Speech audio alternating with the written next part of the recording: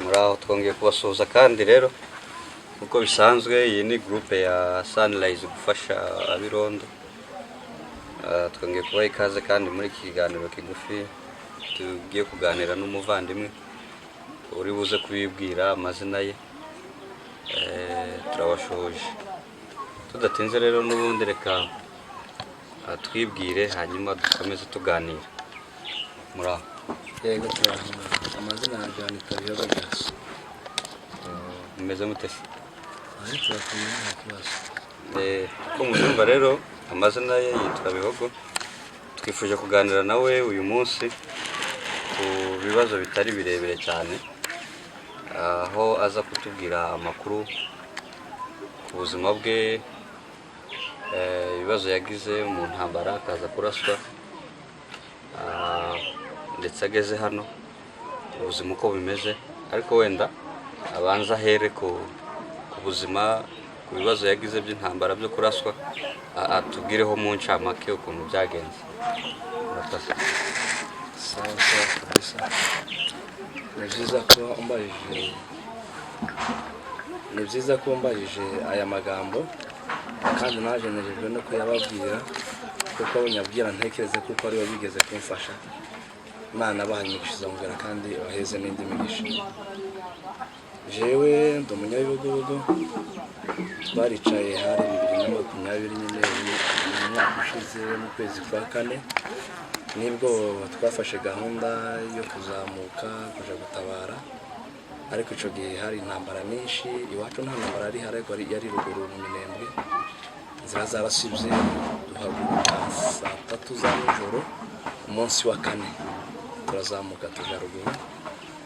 Tugeze kwa Murima twahageze nijoro cyane mu saa 10, duhita tuhasanga abandi bakeya basinze, duhita dukomeza turazamuka dukwepa ibariyeri y'abasirikare, tuzamuka mu kibira bita Nyaruhinga. Turazamuka ngo tugere hagati, twari batatu, mugenzi wacu umwe agumwuma, bituma tuba nk'abatebagara mu rugenzi. Noneho mu gihe atangiye gufata agatege turagenda, tugeze mu kibira hagati nibwo yaremze cyane, turicara turamurindira. Ico gihe saa 11 n'igice ko ziraba, turamurindira. Mu gihe tumurindiriye turavuga ngo dukoresha uburyo bwose bushoboka tuzamuke yakira amabeho, saa 2 zuzuye tube tugeze mu bahindibiri. Nari ni imbere y'abacu bukiya bicaye nk'inyuma yaje, nibwo nahise numva amajwi y'abantu ari kuvugira imbere, ntagende ntagaruke, ariko musarire bija ko ku bantu twarutekeza wenda kuko baba ari abanzi, tutekeza ko ari abagenzi. Nuko noneho abacu barampinga ngo turi mu bihe bibi kandi ubwoba ntibwobura, ayo n'inyoni ziri kuvuga, ariko kandi ndavuga ati je numvisha amajwi y'abantu pe, ntabwo ndi ari kuvuga ngo kundakekeranya. Aho subwo warayumvise ubabwira ko uri kumva amajwi y'abantu cyangwa? Nababwiye ko ndi kumva amajwi y'abantu, iyo batayumvishije bashaka kuvuga ngo nubwo bafite, baravuga ngo ni inyoni, n'amajwi y'imiyaga y'ibiti turi mu kibira. Nuko ndangije turicara aho ngakanya gatoya. Mu gihe duhagurutse mugenzi wanje ni wari imbere yuke watera intambwe, nako nsubiye inyuma ho gatoya, aho ngaho turi aho ngaho hahise haseruka umubembe, tubona ari kureba nabi cyane. Abusanga mwicaye? Asanga turicaye, tubona karareba nabi nk'umuntu ufite ubwoba. Turamubaza uyu mubembe ni iki kuba se n'ufite ubwoba, kuko radushitse undi twamubajije, duhita tuva ngo ati wenda dufitanye umubano mubi nabagica, niyo mpamvu wenda ishobora gutuma agira ubwoba atekereza ko ari byo turi umutwara. Turamubaza ngo se nta gisheke wogira ukana ngo duhembure wacu, atubwira ati ntaco, nta bantu bajya aho ngaho mu nzira ko twumvishe za mirimira ari nyinshi. Aravuga ati nta uturutse ruguru nyine yaje ijoro ryose. Nuko turamureka arawushuka, mbabwira abacu ati uyu muntu ko asa n'umuntu ufite ubwoba, ati imibanire yacu n'abembe nyine ni mibi, reka agira ubwoba, yatekereje ko turi wenda bugira ico tumutwara. Uwo muntu aragenda aja iyo tuvuye, duhita duhaguruka ngo duhaguruke, kuko twaciye nk'iminota 2 inyuma yo kugenda kwe, duhita duhaguruka ngo duhaguruke. Nibwo wacu yagizeho cya ari imbere ahita avanga ati Bihogo dore maimai, ati kandi ntabwo ari abasirikare ba FARDC, ni maimai uko biri kose. Bari bambaye nyine kijenesi, ariko umwe niwe wari wambaye igisapo cya gisirikare nuko turavuga ati ubwo se nabo bari bababonye cyangwa ni mu mwari mubabonye ba mbere? iyo batubonye kare baza gahoro gahoro, noneho natwe duhita tubabona hari nko muri 0 metero kandi intambwe zitanu bitangira kujadiriyana nabo. Iwacu ngo duhamagare tuza twirukanka kuko twadusigaye nk'inyuma gatoya, tuza twirukanka dutangira guterana amagambo nabo kuko tubona kuko nta bukiro bugihari, kandi turavuga ngo ati benda ari guterana amagambo nabo baribwira kuko hari kiri inyuma yacu kandi nta kintu twari dufite abe na kimwe wenda cyo kwigwa naho usibye nkoni. Dutekereza kuko wenda bagira ngo hari kituri inyuma bishobora gutuma bagira ubwoba nabo. Nuko muri uwo mwanya twateranye amagambo, duterana amagambo ni mwebwe muza gutega abantu mwica abantu urubozo uyu munsi ntabwo bagendera neza, ibintu bimeze nk'abene ibyo ngibyo.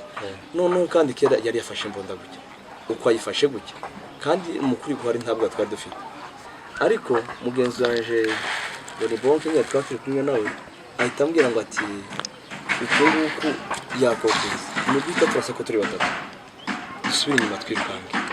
Nuko ubwo se mwe mwari mufite inkoni gusa nta kintu mwari mufite? twari dufite inkoni kandi wenda imuhira twari tubuze intwaro, ariko tubona kuko wenda turi buze gushika kwa murima muri leta bwakeye tukaba tugize ibibazo bituma tuzisiga tugenda gutyo tujana inkoni gusa ngo tubone dutambutse kwa murima twizera umutekano kuko bituma kuza gufata ikibira nta kibazo kiririya imbere.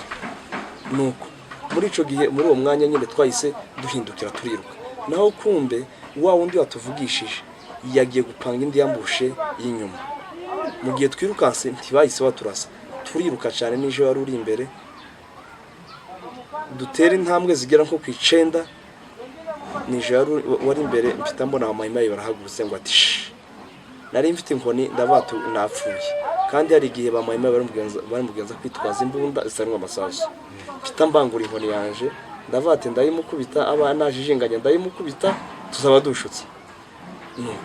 Kujya nyibanguye nico gihe yavuze ngo ahita ari kwa nisasu kuri sasu, nico gihe yari kurisanga mu kuboko pita numva birahindutse nikubita hasi abacu barajinganyije nk'amasegonda 2 ndavuga ati muhunge kumagira ngo ratobarira se oya nti batobarira, bahita basubira inyuma ngiye basubiye hajya nyuma tuvuye bahita barenguka mu gisambu, ngo barenguke mu gisambu baribuka ngo birukanke, umwe ahita nsigaraho ni naje waruhetse ishakoshi bahita bayinkuraho, umwe ansigaraho abandi birukana abacu. Iyo bakagiye abacu barabasiga, umupita umwe kwa turi kumwe waguye umwumba niwe wari wavunitse ariko agiriwe hatabona urutare yikwensamo arihisha. Nuko wacu nawe yamamanuka iyo yakageraga amaze kubasiga izo za maimai zahise zizamuka zose zitaziza kuri njewe zitatangira kunsambisha zimbaza nimero ya telefone mpesa telefone udufaranga duke twari dufite bari bamaze kutudukuraho babwira ko nimero itari muri mpesa n'iki kindi munshakaho. Nuko ngo se ko baravuga umunyarwanda nawe akavuga. Ubwo rero nico gihe hahise haza wa wundi waduciyeho rero ahitaza aravuga ngo umwe mwasabye igishika. Yego umwe twasabye igishika ahita ambwira ngo ati ninyuname, ariko kandi mu gihe nasubiye inyuma ho gato igihe narashwe nahise numva ikintu kimbwira ngo ati uhumbure ntakuba, kandi imani wenda ico gihe yarazutse ariko wenda sinagiraga nishe, ariko ico kintu gihita kinzamo. Noneho ngo batangira kubona inyuname bafite imbugita ndavuga ati ubanje barangiye ukuse niko kudapfa Imana yambwiye kuko ntari gupfe, nahise menya dahere kuko ari rw'Imana. Nuko nyunika ijosi nyunamisha ijosi kuko sinari kujadirana nawo menshi kujya nyunamisha ijosi gutya kuko nayo nyunamiye kuno kuboko pindukiza nk'ijisho gutya pita mbona ukuntu acomora imbugita ahita yikubita una mu ijosi ngo yikubite mu ijosi nanjye tutanzamura kino gikonjo cy'ubumoso mufate ndamushingurana na mbita gikonjo.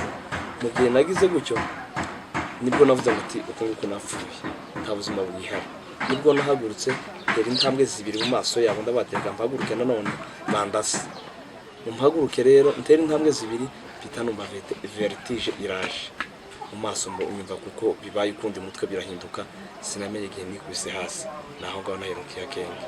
Ni ukuvuga ko yagukubise imbugita n'urusasu ruraha. Yego. Ni ukuvuga ngo aho imbugita yakubise n'urusasu ni uruhande rumwe. Niho urusasu rwakubise munsi y'igitugu ahangaha. Imbugita nayo ngiye. Rero aha ni ku mbugita urusasu rwo rurahangaha. Nuko niko byagenze. None se ubwo umaze kumva vertige wikugwa hasi ntiwamenye ibindi byakurikiyeho, waje kugarura ubwenge usanga bimeze bite? Ico gihe byabaye ari nko muri 6 z'igitondo zibura, nza kugarura ubwenge ndabyuka sanga ni mu nzira 5 z'igitondo. Imvura yaguye nishi ariko ngo shakisha imbaraga zo guhaguruka zirabura. Ubwo se wasanze wagaruye ubwenge abo maimai bagihari cyangwa? Oya, nasanze maimai zagiye. Wasanze zagiye? Ubwo icyakurikiyeho waje kuhava gute, wahavuye gute aho hantu muri iyo nzira? Ntekereze kuko maze guhembuka natekereje kuko zabonye kuko napfuye wenda ntagisubiye kandi guhembuka zita zigenda. None ndangije guhembuka nta mahitamo nari mfite kuko nta mbaraga, nashatse uburyo mpaguruka biranga. Muri make ubwenge bwe bari kugiye ariko imbaraga zirabura. Ndavuga ngo reka giya nicara hanga wenda bagenzi bari buze bansanga hanga ni batangirira nabi wenda bari bumvuganire mbone uburyo nika mu bandi mbone ubuvuzi.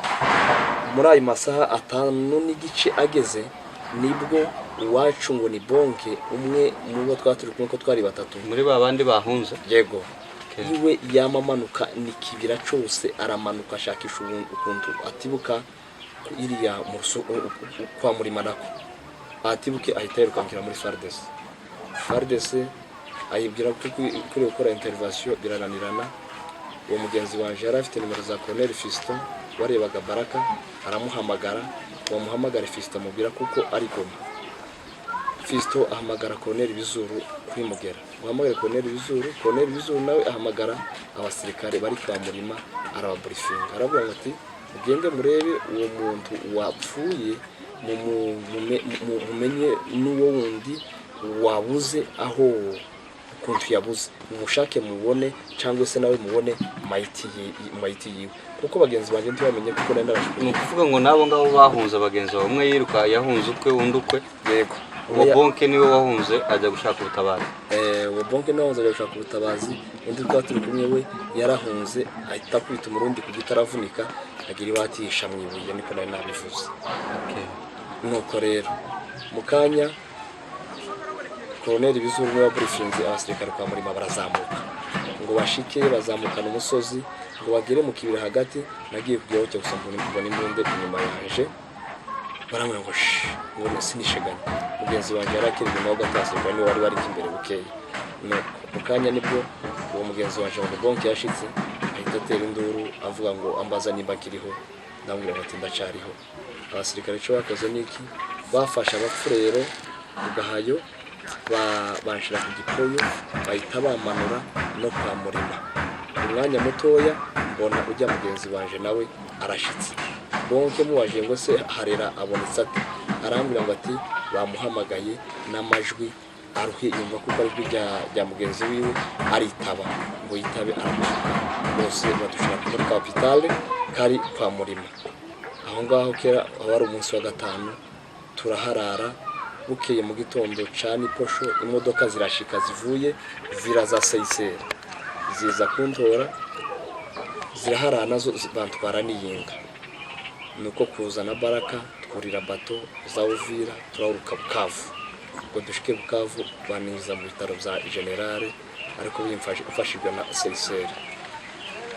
Nuvuga ngo umaze kugera Bukavu bakujyanye byagenze gute? Niyo yakomeje kuvuza cyangwa hari abandi bantu bafatanyije nabo mu buvuzi wabonye gute umaze kugerayo?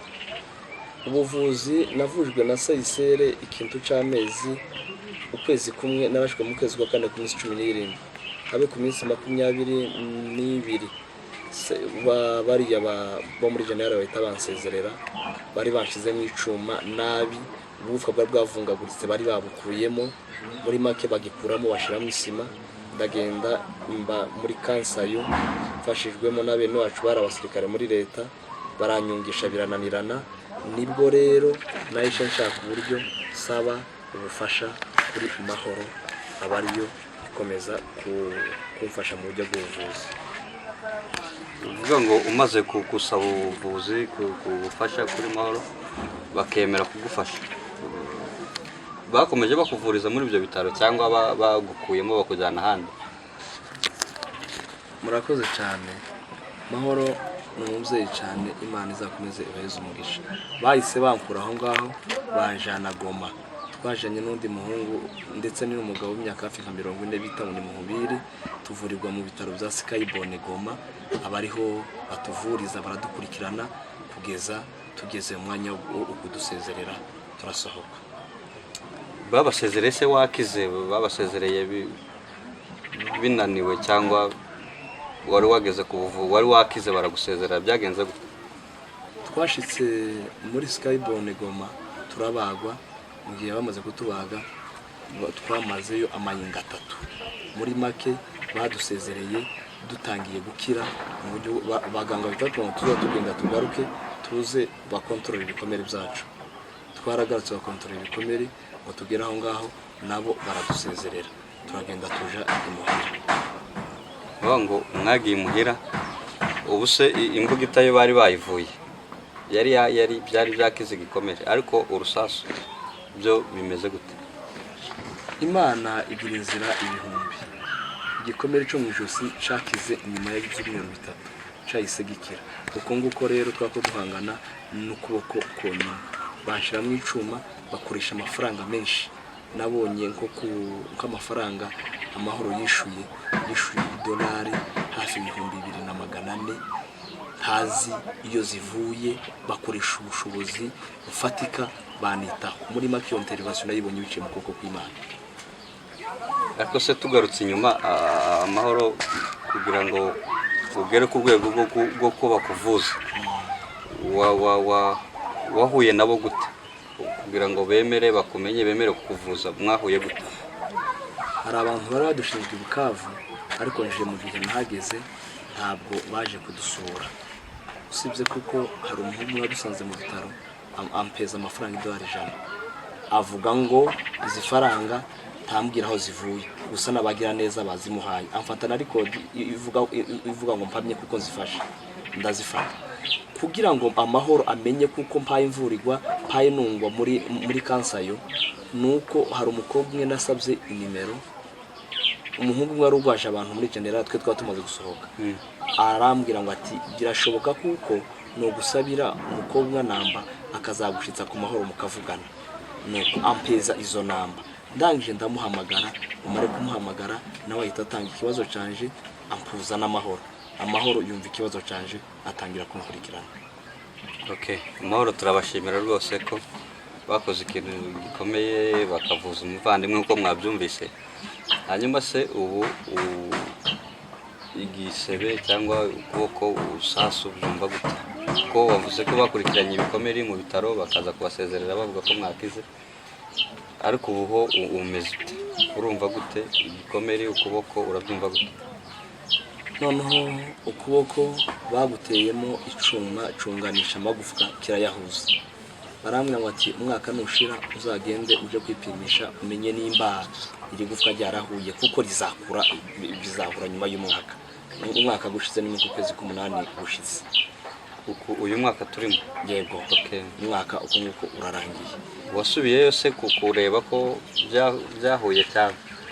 Ntabwo nasubiyeyo kureba kuko byahuye, gusa intambwe ingezemo kuko natangiye kumva utubaraga ubunyendo umuntu utangiye kurengeza ukuboko kabanyona kugorora bukeya, gusa nyine icyo cuma kirimo, ariko maze kubona Amahoro cyane kuko ndahamya kuko maze gukira paraporo nuko nari meze. Ubu se icyuma bakubwiye ko bazagikuramo cyangwa bazakizagumamo?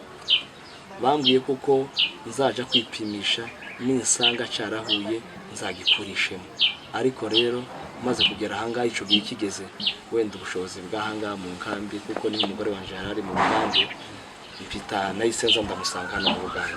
Ubushobozi bw'ahangaha nabwo kuvuga ngo nje kwipimisha mu buryo bwo kubijanye n'iki cuma kindimo ntabwo ari byinshi, ariko ndavuga ati Imana nibikunda nyine ubushobozi bukaboneka nzaje kwipimisha menye kuko igufa ryahuye nitumega rero nkuramo cacuma.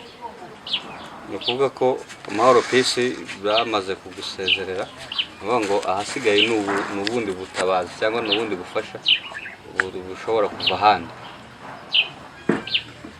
Jewe niko natekereje nahise mbona igikorwa kingana gutya amahoro ikoze ndavuga ngo ati Imana izabaheza umugisha.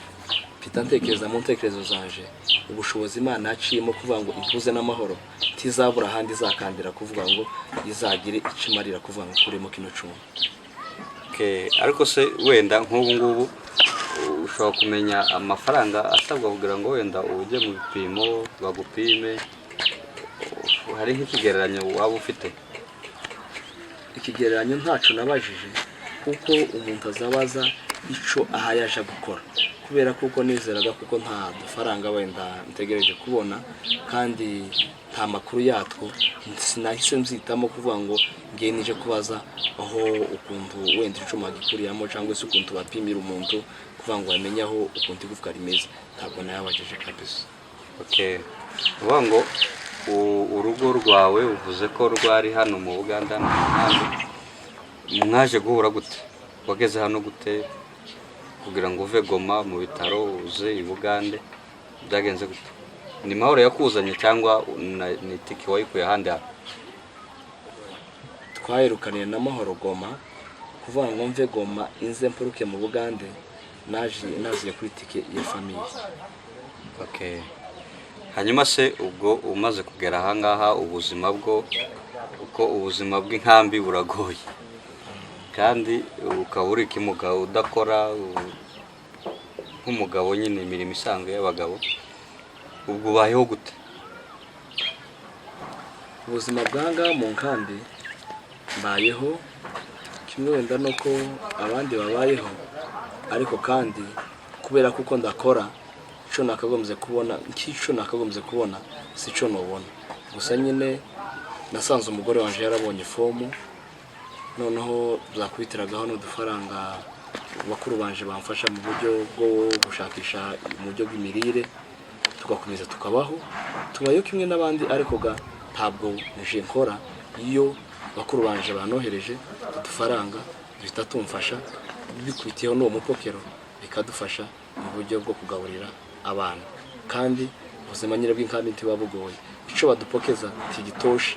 Gusa nyine famille yifashije bihita bigenda neza, ugasanga abana bararya bakanywa ndetse bakabona nako gahazwe kwambara. Murakoze. Hanyuma wenda turimo kugana ku musozo w'ikiganiro cy'uyu munsi, ubwo uburibwe mu kuboko urumva byaratuje se? Ni ukuvuga ngo utegereje gahunda wenda ubushobozi bubonetse wajya ku bitaro bagapima bakareba niba igufwa byarahuye n'irindi, ariko se uretse icyo ubundi buribwe bwo bwarashize? Uburibwe iyo hari izuba ntabwo ndibwa cyane, ariko ikibazo gikomeye iyo hari imbeho na nijoro ndaribwa. Usibye kuko ntaribwa nka mbere, sindibwa cyane ariko ndaribwa bikambuza amahoro y'imbeho igihe cyose imbeho ibaye, gusa mpita mbura amahoro kugeza izuba ryatse nkabona kubona wenda amahoro mazima. Kuvuga ngo iyo imbeho ibaye uburibwe mu kuboko buriyongera. Iyo ugize uburibwe ukora iki? Hari imiti ufata se ikagufasha ikakorohereza, bigenda gute? Rero iyo uburibwe bwankomeranye hari ibinini bita tramadole biba nk'ibizimya uburibwe.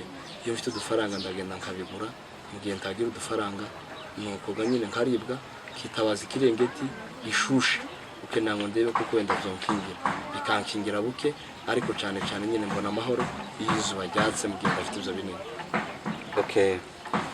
Murakoze abantu barimo gukurikirana iki kiganiro, nkuko mwatangiye mwumva amakuru yiwe yayavuze uburambuye.